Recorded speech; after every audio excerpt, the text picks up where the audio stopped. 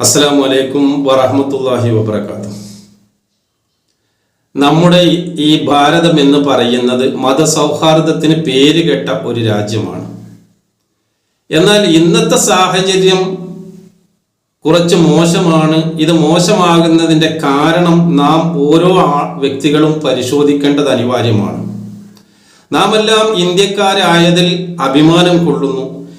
പ്രധാനമായി നമുക്കുള്ള അഭിമാനം എന്താണ്? ഏതൊരു കാര്യത്തിലാണ് നാം അഭിമാനം കൊള്ളുന്നത്? നമുക്കറിയാം, ധാരാളം മതങ്ങൾ, 150ഓളം മതങ്ങൾ സൗഹാർദ്ദത്തോടും സ്നേഹത്തോടും ജീവിച്ചു പോന്നിട്ടുള്ള ഒരു രാജ്യമാണ് ഈ ഭാരതം എന്ന് പറയുന്നത്. മാത്രവുമല്ല, പല രീതിയിലുള്ള ആരാധനകളും ഈ രാജ്യത്തുണ്ട്. പല ഭാഷകൾ സംസാരിക്കുന്ന രാജ്യമാണ് ഇന്ത്യ. എന്നിട്ട് പോലും ഈ രാജ്യത്ത് മതങ്ങൾക്കിടയിൽ യാതൊരു പ്രശ്നങ്ങളോ പ്രയാസങ്ങളോ ഉണ്ടാകാതെ എല്ലാവരും പരസ്പര സഹോദരങ്ങളെപ്പോലെ കഴിഞ്ഞു പോന്നുകൊണ്ടിരിക്കുന്ന ഒരു രാജ്യം കൂടിയാണ് ഇന്ത്യ. ഇതുകൊണ്ട് തന്നെ ലോകം മുഴുവനും പ്രശംസിക്കപ്പെടുന്ന മതസൗഹാർദ്ദത്തിന് കേളികേട്ട ഒരു രാജ്യമായിക്കൊണ്ടാണ് ഇന്ത്യയെ ലോകം അറിയപ്പെടുന്നത് തന്നെ. ധാരാളം മുനിമാരും മഹർഷിമാരും ജന്മം കൊണ്ടതും വാഗ്ദത്ത പരിഷ്കർത്താക്കൾ ജന്മം കൊണ്ടതും ഈ പുണ്യഭൂമിയിലാണ്. എന്നാൽ അല്പം ചില കാലത്തിൻ്റെ ഇടയിൽ ഒരുപാട് കുഴപ്പങ്ങൾ നമ്മുടെ രാജ്യത്ത് ഉടലെടുക്കാൻ തുടങ്ങിയിട്ടുണ്ട്.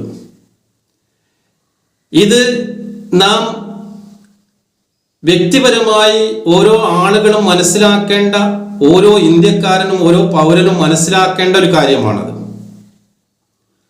എന്തുകൊണ്ടാണ് ഇങ്ങനെ മതവിദ്വേഷങ്ങളും മതപ്രചാരണങ്ങളും മതകലഹങ്ങളും കലാപങ്ങളും ഒക്കെ ഇന്ത്യയിൽ ഉണ്ടാകുന്നത് എന്ന് നാം പരിശോധിക്കുകയാണെങ്കിൽ നമ്മുടെ നേതൃത്വം തന്നെയാണ് നമ്മളെ ഈ കുഴപ്പത്തിലേക്ക് കൊണ്ട് ചാടിക്കുന്നത് എന്ന് നമുക്കറിയാം. ഒരു അറേബ്യൻ രാജ്യത്തിലായിരുന്നെങ്കിൽ ഒരിക്കലും തന്നെ ഇതുപോലുള്ള പ്രഭാഷണങ്ങളോ പ്രസംഗങ്ങളോ മതവിദ്വേഷങ്ങളോ പ്രചരിപ്പിക്കാൻ ഒരു മുസ്ലിം ഗവൺമെന്റും ആ രാജ്യത്ത് അനുവദിക്കാത്ത കാര്യങ്ങൾ ഈ രാജ്യത്ത് ഇവർ നടപ്പിലാക്കിക്കൊണ്ടിരിക്കുന്നു. ഇന്ത്യ ഒരു മതേതര രാജ്യമാണെന്നോ അല്ലെങ്കിൽ ഇന്ത്യ ഒരു ജനാധിപത്യ വ്യവസ്ഥിതിയാണെന്നോ മതസ്വാതന്ത്ര്യം നൽകുന്ന, ആ അഭിപ്രായ സ്വാതന്ത്ര്യം നൽകുന്ന ഒരു രാജ്യമായതുകൊണ്ട് എന്തും വിളിച്ചു പറയാം, അതെല്ലാം അഭിപ്രായങ്ങളിൽ പെട്ടതാണ് എന്ന് ചിന്തിക്കുന്ന ആളുകൾ തൻ്റെ ചെറിയ നിസാരമായ ആവശ്യങ്ങൾക്ക് വേണ്ടി ഒരു ജനതയെ ഒന്നടങ്കം കുഴപ്പക്കാരാക്കുന്ന നേതാക്കന്മാർ വസിക്കുന്ന ഈ കാലഘട്ടത്തിൽ മതങ്ങൾ തമ്മിൽ എങ്ങനെ പഴയ കാലത്തെ പോലെ സൗഹാർദ്ദത്തിലും സ്നേഹത്തിലും വർദ്ധിക്കാൻ സാധിക്കും? അപ്പോൾ നാം മനസ്സിലാക്കേണ്ടത്, ഇത്തരം വിഷജീവികളെ ഏത് മതത്തിൽപ്പെട്ട ആണെങ്കിലും നമ്മുടെ ഭാരതത്തിന്റെ ആ സമാധാനത്തിനും ഭാരതത്തിന്റെ ഐക്യത്തിനും ഇത്തരം ആളുകളെ നാം ഒറ്റപ്പെടുത്തേണ്ടത് പ്രത്യേകിച്ച് ഈ കാലഘട്ടത്തിന്റെ അനിവാര്യമാണ് എന്ന് നാം മനസ്സിലാക്കേണ്ടതുണ്ട്. ഇതുപോലെ ഒരു പണ്ഡിതനാണ് ഞാൻ ഇവിടെ പരിചയപ്പെടുത്താൻ പോകുന്നത്. അദ്ദേഹം പറയുന്ന വാക്കുകൾ നിങ്ങളൊന്ന് കേട്ടു നോക്കുക.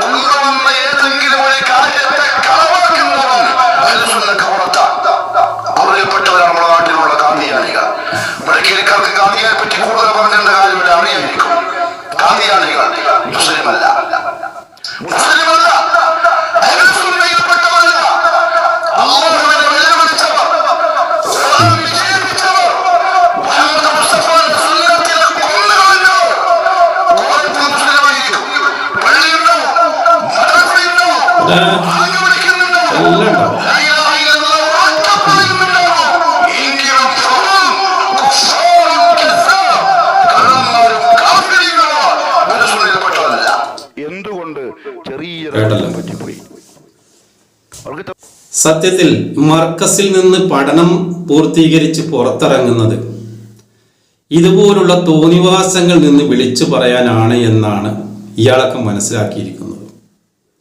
ഇതിപ്പോൾ അഹമ്മദിയ ജമാഅത്തിനെ കുറിച്ച് പറഞ്ഞതായത് കൊണ്ട് ഇത് കേൾപ്പിക്കുന്നു. മറ്റു മതങ്ങളെ കുറിച്ചും ഇത് തന്നെയാണ് ഇവർ പറഞ്ഞുകൊണ്ടിരിക്കുന്നത്. ഇവരുടെ കാഴ്ചപ്പാടിൽ മറ്റു മതങ്ങളെല്ലാം, ക്രിസ്ത്യാനികളും ഹിന്ദുക്കളും അതുപോലുള്ള മറ്റു മതങ്ങളെല്ലാം പണ്ടേ കാഫറുകളാണ്.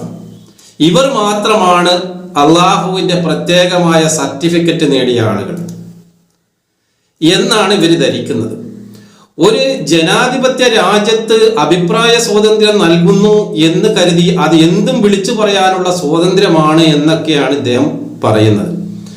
ഇങ്ങനെയുള്ള പ്രഭാഷണങ്ങൾ കൊണ്ട് സംഭവിച്ചിട്ടുള്ളത്, മുസ്ലിങ്ങൾക്ക് സംഭവിച്ചിട്ടുള്ളത്, എത്രയോ സംഘടനകൾ ഇവിടെ രൂപീകരിക്കപ്പെട്ടു. ഈ സംഘടന എല്ലാം തന്നെ സത്യസന്ധമായി നാം പറയുകയാണെങ്കിൽ മറ്റു മതങ്ങളോട് വിദ്വേഷം വെച്ച് പുലർത്തുന്ന പല സംഘടനകളും രൂപീകരിക്കപ്പെട്ടു.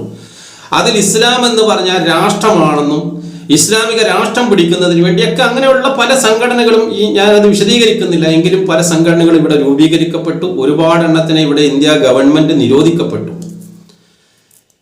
ഇവിടെ ഇതേപോലെ ഒരുപാട് സ്ത്രീകൾ വിധവകളാക്കപ്പെട്ടു. അതേപോലെ ഒരുപാട് മുസ്ലിം യുവാക്കൾ ജയിലറുകൾക്കുള്ളിൽ അകപ്പെട്ടു. ഒരുപാട് ആളുകൾ പോലീസിന്റെ ക്രൂരമർദ്ദനങ്ങൾക്ക് വിധേയമായി. പല പള്ളികളും പൂട്ടി സീൽ ചെയ്യുന്ന സാഹചര്യങ്ങളുണ്ടായി. മറ്റു മതങ്ങളെ കുറിച്ചുള്ള വിദ്വേഷ പ്രചരണത്തിന്റെ അടിസ്ഥാനത്തിൽ അവർ സംഘടിതരല്ലാതിരുന്ന ആളുകൾ സംഘടിക്കാൻ തുടങ്ങി. അവർ മുസ്ലിങ്ങൾക്കെതിരെ തിരിയാൻ തുടങ്ങി. ഒരുപാട് പള്ളികൾ പൂട്ടി സീൽ ചെയ്ത പള്ളികൾ മാത്രമല്ല, അവർ ഒരുപാട് പള്ളികൾ തച്ചുടയ്ക്കാൻ തുടങ്ങി. ഒരുപാട് മുസ്ലിമീങ്ങളെ അറുകൊല ചെയ്യാൻ തുടങ്ങി. രാജ്യത്ത് ഒരുപാട് കലാപങ്ങൾ നടമാടാൻ തുടങ്ങി. ഇതൊക്കെയാണ് ഇവരുടെ പ്രഭാഷണങ്ങൾ കൊണ്ട് സാധാരണക്കാരായ മുസ്ലിങ്ങൾക്ക് ലഭിച്ച അനുഗ്രഹം എന്ന് പറയുന്നത്. ഇനിയെങ്കിലും സഹോദരങ്ങളെ കണ്ണു തുറക്കൂ, ഇനിയെങ്കിലും യാഥാർത്ഥ്യങ്ങൾ തിരിച്ചറിയാൻ കാതു തുറക്കൂ എന്നാണ് എനിക്ക് നിങ്ങളോട് വിധേയമായി പറയാനുള്ളത്. ഇദ്ദേഹം ഈ പറയുന്ന കാര്യങ്ങൾ, അഹമ്മദിയ മുസ്ലിങ്ങൾ കാഫറുകളാണ്, അഹമ്മദിയ മുസ്ലിങ്ങൾ കാഫറുകളാണ് എന്ന് പറയുമ്പോൾ ഏത് അടിസ്ഥാനത്തിലാണ് കാഫിറാകുന്നത്? സർ സഫറുല്ലാ ഖാൻ ലോക കോടതി ജഡ്ജായിരുന്നു. അദ്ദേഹം കാഫിറാണെന്നാണ് ഇദ്ദേഹം പറയുന്നത്. വിക്ടോറിയ രാജ്ഞി പോലും അദ്ദേഹത്തെ എന്തെങ്കിലും ഒരു ഫംഗ്ഷന് വിളിക്കപ്പെട്ടാൽ ആദ്യം അദ്ദേഹത്തിന് നമസ്കരിക്കാനുള്ള ഏർപ്പാട് ചെയ്തതിന് ശേഷമാണ് അദ്ദേഹത്തിന് അതിഥിയായി ക്ഷണിക്കാറുണ്ടായിരുന്നത്. അദ്ദേഹം വിശുദ്ധ ഖുർആന്റെ ഹാഫിളായിരുന്നു. ഇന്ന് മുസ്ലിം ലോകം അധപ്പതനത്തിന്റെ പടുകുഴിയിലേക്ക് ആണ്ടുപോയി കഴിഞ്ഞ സമയത്ത് ഇസ്ലാമിൽ ഇന്ന് എടുത്തു പറയപ്പെടാൻ സാധിക്കുന്ന ഒരു സയന്റിസ്റ്റ് അബ്ദുസ്സലാം സാഹിബ് മാത്രമാണുള്ളത്. അദ്ദേഹം അഹമ്മദിയാണ്, അദ്ദേഹം കാഫിറാണ് എന്നാണ് ഇദ്ദേഹം പറയുന്നത്. അപ്പോൾ ഇതുപോലുള്ള വിദ്വേഷ പ്രചാരണങ്ങൾ നടത്തുന്ന പണ്ഡിതന്മാർ, ഇത് മുഹമ്മദ് മുസ്തഫ സല്ലല്ലാഹു അലൈഹി വസല്ലം തിരുമേനിയുടെ സുന്നത്തിന് കടകവിരുദ്ധമാണോ, അതല്ല ഇദ്ദേഹം പറയുന്നത് തന്നെയാണോ മുഹമ്മദ് മുസ്തഫ സല്ലല്ലാഹു അലൈഹി വസല്ലം തിരുമേനി പഠിപ്പിച്ചിട്ടുള്ളത് എന്ന് നമുക്കൊന്ന് പരിശോധിക്കേണ്ടത് ആവശ്യമാണല്ലോ. അപ്പോൾ ഇവരെല്ലാം ഖുർആനും ഹദീസും പഠിച്ചു എന്ന് പറഞ്ഞുകൊണ്ടാണല്ലോ സാധാരണക്കാർക്കിടയിൽ ഇത്തരം വിദ്വേഷ പ്രചാരണങ്ങൾ പ്രചരിപ്പിച്ചു കൊണ്ടിരിക്കുന്നത്. ഇത് കേൾക്കുന്ന ആളുകൾക്ക് സ്വാഭാവികമായും അഹമ്മദികളോട് ഒരു വൈരാഗ്യവും ഒരു വിദ്വേഷവും അവരുടെ ഉള്ളിലുണ്ടാകും. കാരണം മുഹമ്മദ് മുസ്തഫ സല്ലല്ലാഹു അലൈഹി വസല്ലം തിരുമേനിയെ തള്ളിപ്പറഞ്ഞു, അള്ളാഹുവിനെ തള്ളിപ്പറഞ്ഞു, ഖുർആനെ തള്ളിപ്പറഞ്ഞു എന്നൊക്കെ ഉള്ള പച്ചക്കളവുകൾ വിളിച്ചു പറയുമ്പോൾ അവരാരും തന്നെ അഹമ്മദിയ മുസ്ലിം ജമാഅത്തിനെ കുറിച്ച് വേണ്ടതുപോലെ മനസ്സിലാക്കിയവരല്ല. അഹമ്മദിയ മുസ്ലിം ജമാഅത്തിന്റെ ആശയങ്ങൾ എന്താണ് എന്ന് പഠിക്കാൻ ശ്രമിച്ചവരല്ല. എന്നാൽ ഇദ്ദേഹവും അഹമ്മദിയ മുസ്ലിം ജമാഅത്തിനെ കുറിച്ച് വേണ്ടതുപോലെ പഠിച്ച ആളല്ല. ഇദ്ദേഹത്തിന് വേണ്ടത്, ഇദ്ദേഹത്തിന് ഇപ്പൊ ഈ ഒരു പ്രഭാഷണത്തിന് അവിടെ വന്നത് കൊണ്ട് ഇദ്ദേഹത്തിന് ഒരു 40,000 രൂപ 50,000 രൂപ അദ്ദേഹത്തിന് കിട്ടിക്കാണും ഈ ഒരു വിദ്വേഷം പ്രചരിപ്പിച്ചതിന്റെ കാരണത്താൽ.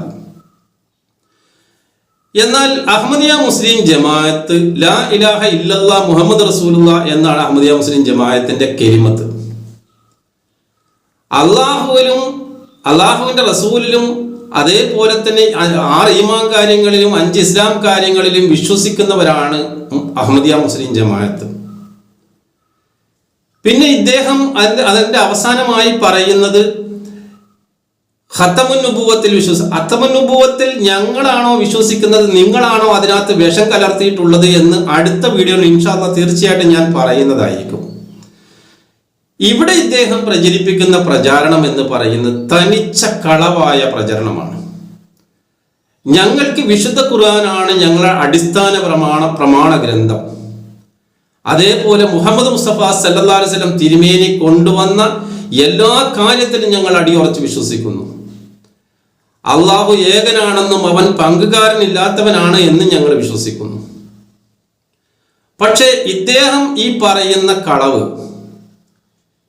ഇദ്ദേഹത്തിനെ ഒരു പ്രഭാഷണത്തിന് വിളിച്ചപ്പോൾ അദ്ദേഹത്തിന് കിട്ടുന്ന നക്കാപ്പിച്ചകൾക്ക് വേണ്ടി മാത്രം പറയുന്നതാണ്. അപ്പോൾ നമ്മൾ മനസ്സിലാക്കേണ്ട റസൂലുള്ളാഹി സ്വല്ലല്ലാഹു അലൈഹി വസല്ലം തിരുമേനി ആ ഇമാം മഹ്ദി അലൈഹിസ്സലാമിന്റെ കാലഘട്ടത്തിലെ പണ്ഡിതന്മാരെ കുറിച്ച് പറഞ്ഞത് എത്ര അക്ഷരം പ്രതിയാണ് ഇദ്ദേഹത്തിൽ പുലർന്നിട്ടുള്ളത് എന്നാണ് നാം മനസ്സിലാക്കേണ്ടത്. നമുക്കിതിനകത്ത് അത്ഭുതപ്പെടേണ്ട കാര്യമൊന്നുമില്ല. അദ്ദേഹമൊക്കെ ഇങ്ങനെ പറയുന്നല്ലോ, ഇങ്ങനെ പറയുന്നവരൊക്കെ തന്നെ ആയിരിക്കും ഈ കാലഘട്ടത്തിൽ ഉണ്ടാവുക. അവർ ഇൽമ് പറയുന്നതല്ല. നിങ്ങളൊന്ന് ആലോചിച്ച് നോക്കൂ.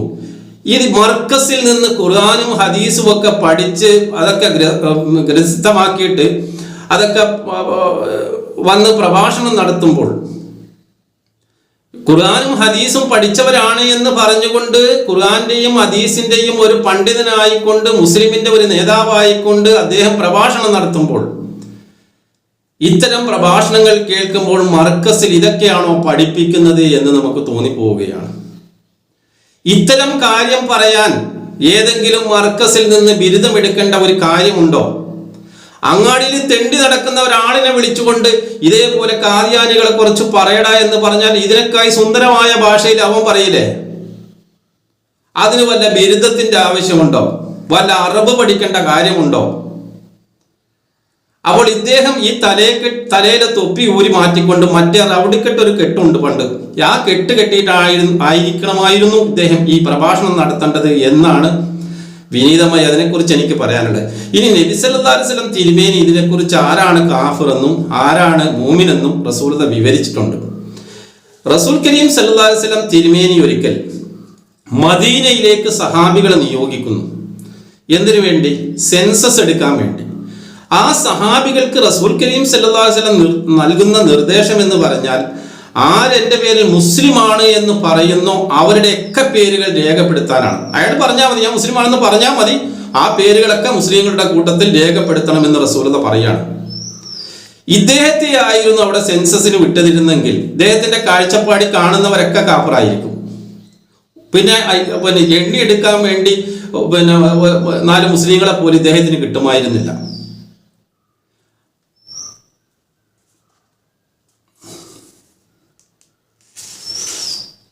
ഇതേപോലെ റസൂൽ കരീം സല്ലല്ലാഹു അലൈഹി വസല്ലം തിരുമേനി പറഞ്ഞത്, നാം നമസ്കരിക്കുന്നത് പോലെ നമസ്കരിക്കുകയും നമ്മുടെ ഖിബ്ലയെ അഭിമുഖീകരിക്കുകയും നാം അറുത്തതിൽ നിന്ന് ഭക്ഷിക്കുകയും ചെയ്യുന്നവനാരോ അവൻ നമ്മിൽപ്പെട്ടവനാണ് എന്ന് റസൂലുള്ളാഹി പറയാണ്.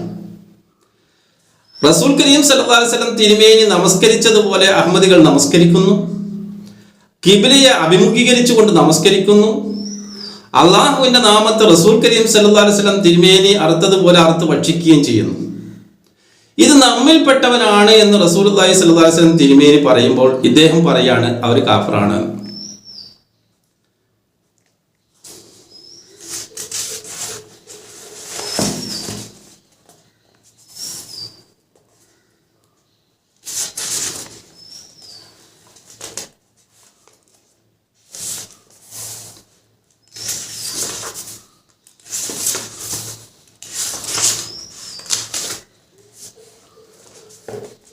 വിശുദ്ധ ഖുർആൻ പറയുന്നത് എന്താണ്? ലാ ഇക്റാഹ ഫിദ്ദീൻ അല്ലേ? ദീനിൽ യാതൊരു ബലപ്രയോഗവും ഇല്ല. നന്മയും തിന്മയും സമമാവുകയില്ല. ഏറ്റവും മോശപ്പെട്ടതിനെ നിങ്ങൾ നന്മ കൊണ്ട് പ്രതികരിക്കണമെന്നാണ് വിശുദ്ധ ഖുർആന്റെ പാഠവും. അപ്പൊ ദീനിലൊരു ബലപ്രയോഗവുമില്ല. ലക്കും ദീനിക്കും വലിയ ദീൻ, നിങ്ങൾക്ക് നിങ്ങളുടെ മതം അതനുസരിച്ച് ജീവിക്കാം, ഞങ്ങൾക്ക് ഞങ്ങളുടെ മതം, ഞങ്ങൾ ഞങ്ങളുടെ മതം അനുസരിച്ച് ജീവിച്ചോട്ടെ ഇത് പറച്ചിലല്ലേ യഥാർത്ഥ ഇസ്ലാം? ഏറ്റവും മോശപ്പെട്ടതിനെ നന്മ കൊണ്ട് പ്രതികരിക്കാൻ പറയുന്നു. എന്നാൽ ഇന്ന് മോശപ്പെട്ടതിനെയല്ല, ഏറ്റവും നന്മയെ മോശപ്പെട്ടത് കൊണ്ട് പ്രതികരിക്കുന്ന ഒരു അവസ്ഥയാണ്. റസൂലുള്ളാഹി സ്വല്ലല്ലാഹു അലൈഹി വസല്ലം തിരുമേനി എന്ത് ചെയ്യരുതെന്ന് പറഞ്ഞു അതേ ചെയ്യും. ഖുർആൻ എന്തൊക്കെ വിലക്കിയിട്ടുണ്ടോ വിലക്കിയതൊക്കെ ചെയ്യും, വിലക്കിയതൊക്കെ പറയും. ഇതാണ് ഇവരുടെ അവസ്ഥ. ഉദാഹരണമായി ഇന്ന് നമുക്ക് കാണാൻ സാധിക്കുന്ന ചില ബന്ദുകളും ഹർത്താലുകളും ഒക്കെ അടുത്ത കാലത്തുണ്ടായി. എന്തെല്ലാം കോലാഹലങ്ങളാണ് ഇവിടെ കാട്ടിക്കൂട്ടിയിട്ടുള്ളത്. എന്തുകൊണ്ടാണ് ഇത് കാണിക്കാൻ കാരണം? ഇന്ത്യ ഒരു സ്വാതന്ത്ര്യം നൽകിയത് കൊണ്ടല്ലേ? ഒരു മതേതര രാജ്യമാണ്, ജനാധിപത്യ വ്യവസ്ഥിതിയായത് കൊണ്ടല്ലേ ഇങ്ങനെ പ്രതികരിക്കാൻ പറ്റുന്നത്. പക്ഷേ ഒരു രാജ്യത്ത്, മുസ്ലിം രാജ്യങ്ങളിലാണെങ്കിൽ ഇന്ന് കാണിക്കുന്നത് പോലെ എന്തെങ്കിലും ഒരു കലാപങ്ങളോ ബന്ദുകളും ഹർത്താലുകളും നടത്തി, അല്ലെങ്കിൽ റോട്ടിലിറങ്ങി വലിയ കരാട്ടക്കാരാണ് എന്ന് കാണിച്ചുകൊണ്ട് സ്വന്തം മുതലുകൾക്ക് തീയിടുക, ബസ്സുകൾ കത്തിക്കുക, കടകൾ കത്തിക്കുക, ഇതൊക്കെ അവിടെ കഴിഞ്ഞു പോയതല്ലേ? ഇതൊക്കെ ചെയ്യാൻ ഏതെങ്കിലും ഒരു മുസ്ലിം രാജ്യം അനുമതി നൽകുമോ? എന്തുകൊണ്ടാണ് ഈ അഭിപ്രായ സ്വാതന്ത്ര്യത്തെ ദുർവിനിയോഗം ചെയ്തുകൊണ്ട് ഈ പണ്ഡിതന്മാർ ജനങ്ങളെ കുരുതിക്കളത്തിലേക്ക് തള്ളിവിടുന്നത്? എന്താണ്? അപ്പോൾ മറ്റുള്ളവർ കാഫിറാണ് എന്ന് പറയണമെങ്കിൽ ഇദ്ദേഹം സ്വയം മുസ്ലിമാകണം. ആരെ കാഫിറാക്കുന്നുവോ അവൻ സ്വയം കാഫിറാകുന്നതാണ് എന്നാണ് റസൂലുള്ളാഹി സ്വല്ലല്ലാഹു അലൈഹി വസല്ലം തിരുമേനി പറഞ്ഞത്. ഞാൻ അദ്ദേഹത്തെ കാഫിറാക്കിയതല്ല, റസൂലുള്ളാഹി സ്വല്ലല്ലാഹു അലൈഹി വസല്ലം തിരുമേനി പറഞ്ഞത് അതാണ്. അപ്പോൾ ഇന്ന് ഇസ്ലാമിൽ നമുക്കറിയാം, ഇതുപോലുള്ള ബന്ദുകളും ഹർത്താലുകളും കുഴപ്പങ്ങളും തീവെപ്പുകളും ഇതൊന്നും ഉണ്ടാക്കാനുള്ള അനുമതി അഭിപ്രായ സ്വാതന്ത്ര്യമുള്ള ഇസ്ലാമിൽ ഇല്ല എന്നുള്ളതാണ് വസ്തുത. ഒരു ഗവൺമെന്റ് തൻ്റെ ഇഷ്ടങ്ങൾക്ക് വിരുദ്ധമാണ് എന്ന് തോന്നിയാൽ തന്നെ ആ ഗവൺമെന്റിന്റെ കാലാവധി തീരുന്നത് കാത്തിരിക്കുക എന്നതല്ലാതെ, അതിനുശേഷം അവർക്ക് അനുയോജ്യമായ ആളുകളെ തിരഞ്ഞെടുക്കുക എന്നല്ലാതെ, ആ ഗവൺമെന്റിനെതിരെ കുഴപ്പങ്ങൾ ഉണ്ടാക്കി അതിന് പാരവെച്ച് അല്ലെങ്കിൽ ഇതൊക്കെ ചെയ്യാനുള്ള അനുമതി ഇസ്ലാമിലില്ല. കുഴപ്പങ്ങളും കലാപങ്ങളും ഉണ്ടാക്കാനുള്ള അനുവാദം ഇസ്ലാം നൽകുന്നില്ല. അപ്പോൾ നാം സൂക്ഷിക്കേണ്ടത്, ഇതെല്ലാം കണ്ടുകൊണ്ട് മറ്റു സമുദായങ്ങൾ ഇസ്ലാമിനെ ഒരു കാലത്ത് സ്നേഹിച്ചിരുന്നെങ്കിൽ ആ ഇസ്ലാമിനെ വെറുക്കുന്ന കാഴ്ചയാണ് ഇത്തരം ആളുകൾ ലോകത്ത് പ്രകടിപ്പിച്ചുകൊണ്ടിരിക്കുന്നത്, മറ്റുള്ളവർക്ക് കാണിച്ചു കൊടുത്തുകൊണ്ടിരിക്കുന്നത്. അപ്പോൾ സാധാരണപ്പെട്ട മുസ്ലിമീങ്ങൾ, ഞാൻ പറയുന്നത് യഥാർത്ഥമായി പണ്ഡിതന്മാർക്ക് മുമ്പിൽ തല ചായ്ക്കാത്ത മുസ്ലിമീങ്ങൾ ഉണ്ടെങ്കിൽ, അള്ളാഹുവിൻ്റെയും റസൂലിൻ്റെയും സല്ലല്ലാഹു അലൈഹി വസല്ലം തിരുമേനിയുടെയും മുമ്പിൽ തല ചായ്ക്കുന്ന മുസ്ലിമീങ്ങൾ ഇത്തരം വിദ്വേഷ പ്രചാരകരായ തീവ്രവാദികളായ ഇത്തരം ആളുകൾക്ക് തലകുനിച്ച് കാതുകൊടുത്ത് ജീവിക്കരുത്. ഇസ്ലാമിൽ സമാധാനത്തിൻ്റെയും ശാന്തിയുടെയും മതമാണ്. ആ ശാന്തിയും സമാധാനവും ഉണ്ടാകുന്നതിന് എന്തെല്ലാമാണോ നമ്മളെ കൊണ്ട് സാധിക്കുന്നത് അതെല്ലാം നാം ചെയ്യേണ്ടതാണ്. അതാണ് യഥാർത്ഥ ഇസ്ലാം. ഈ ലോകവും പരലോകവും കരസ്ഥമാക്കാൻ അതല്ലാതെ നമുക്ക് ഒരു മാർഗവും നമ്മുടെ മുമ്പിലില്ല എന്ന് തിരിച്ചറിയുകയും അതിനുവേണ്ടി ഇസ്ലാം പറഞ്ഞ കാര്യങ്ങൾ അനുഷ്ഠിക്കുകയും ചെയ്തുകൊണ്ട് ജീവിക്കാൻ നിങ്ങൾക്കും തൗഫീഖ് അല്ലാഹു നൽകട്ടെ എന്ന് ദുആ ചെയ്യുന്നു. അസ്സലാമു അലൈക്കും.